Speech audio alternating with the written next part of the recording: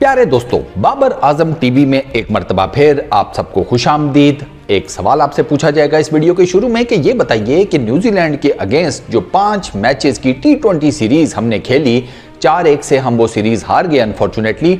उसमें बाबर आजम ने total number of boundaries कितनी स्कोर की हैं? बताइए बताइए। अरे हम बता देते हैं, छोड़ें, क्या कष्ट करेंगे भाई, आपका किस लिए। 29 बाउंड्री स्कोर की है बाबर आजम ने। ठीक है, अब ये फिगर याद रखना, 29। इसके बरक्स साइम अयूब, मोहम्मद रिजवान, फखर जमान, इफ्तिखार अहमद, चारों T20 के कुल हारे हैं। ठीक है, चारों की T20 में बेहतरीन किस्म की परफॉर्मेंस है। ठीक है, चारों T20 के अंदर मतलब ये रिकॉर्ड रखते हैं कि भैया ये चल गए तो खत्म है सब, ऐसे ही है। इन चारों ने मिलकर कितनी बाउंड्री स्कोर की होंगी, वो जवाब सोचें, मत सोचें, मैं बता देता हूं। 28। अच्छा, बाबर आजम ने पहले 3 मैचेस में 3 50s मारी, तीनों 50s 150 के प्लस के स्ट्राइक रेट से थी, एक 160 प्लस के स्ट्राइक रेट से थी, ऐसे ही है। ठीक है, तो अब सवाल ये पैदा होता है कि मेरे जैसे कुछ क्रिकेट देखने वालों का कि फिर हम किस मुंह से मुतालबा करते हैं कि बाबर आजम को T20 क्रिकेट के अंदर नहीं होना चाहिए। सवाल पैदा होता है क्योंकि अभी भी कुछ ऐसे चमन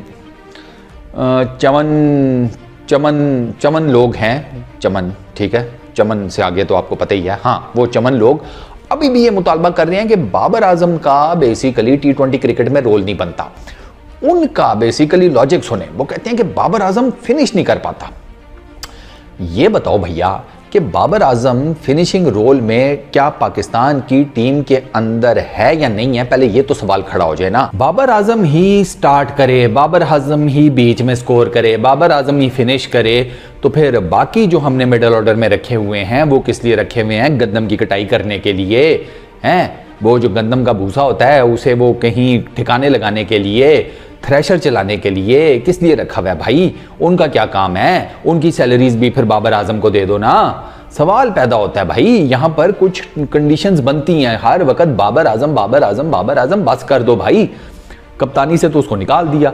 मैं तो एशिया कप जब हो रहा था ना, और जब ये सारा कुछ स्टार्ट हुआ था, देखो एशिया कप जो है ना, वो हमेशा याद रखना सेकंड पार्ट है एपिसोड का।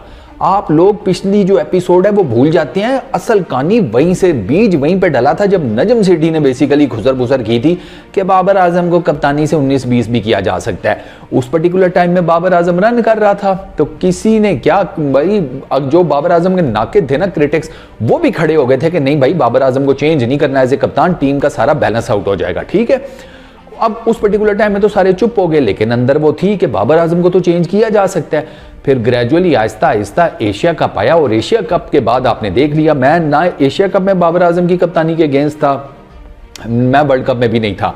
मैं बाबर आजम को कप्तानी छोड़ने का मशवरा इस वजह से दे रहा था कि फंस बहुत क्रिएट हो गया था। ठीक है, उसकी जो मेंटल है हेल्थ वो डिस्टर्ब हो रही थी। ये मेरे पर्सनल रिसोर्सेज से मुझे पता है कि उसकी मेंटल हेल्थ अभी भी ठीक ठाक किस्म की उसको डज लगी है। बाबर आजम को उससे ना थोड़ा सा रिकवर करने में टाइम लगेगा, जो उसके साथ हुआ है। आप लोगों को तो नहीं पता, वो बताएगा भी नहीं कि क्या क्या हुआ, किस किस ने क्या क्या कुछ कहा।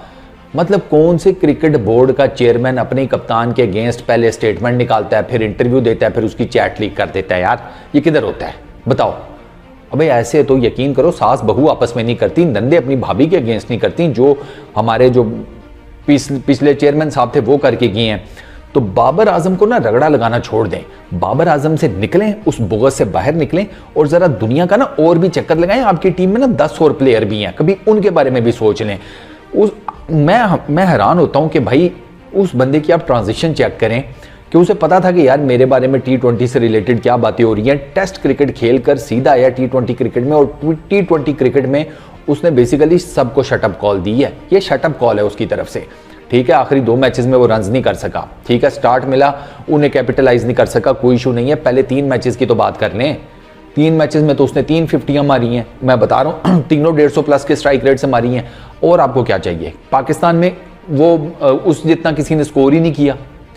बाबर आजम हाईएस्ट स्कोरर है पाकिस्तान की तरफ से, उसके अलावा किसी ने स्कोर ही कोई नहीं किया। तो अब आप बताएं ना कि बाबर आजम को कब तक आप रगड़ते रहेंगे भाईजान। उसने अपनी बैटिंग का स्टांस भी चेंज कर दिया, अब वो अटैकिंग क्रिकेट खेलता है। अब आप कह रहे हैं कि यार वो ऊपर भी अच्छा करे, थ्रू आउट द मैच अच्छा करे। खुदा का खौफ करें, बाबर आजम है, विराट कोहली नहीं है। हर बंदे का ना अपना एक हिसाब किताब होता है क्रिकेट खेलने का। अब आपको अगर मैं ये कहूं कि भाई बाबर आजम और रिजवान को ओपनर दोबारा वापस करो, ठीक है, क्योंकि इन्होंने आपको ठीक ठाक मैच जिताए हुए हैं। ये जो आपने जिसे कहते हैं ना कॉम्बिनेशन स्ट्राइक करने के नाम पर, ये जो ऑलरेडी एक अच्छी खासी ठीक ठाक किस्म की टीम का सांचा खड़ा था T20 के अंदर, उसको भी ऐसे निचोड़ा है जैसे धोबी कपड़े नहीं निचोड़ता। तो फिर उसके बाद ये शिकायतें करनी नहीं बनती, ठीक है ना, कि बाबर आजम ये करे, बाबर आजम वो करे। एक तो आपने उसका नंबर ही चेंज कर दिया।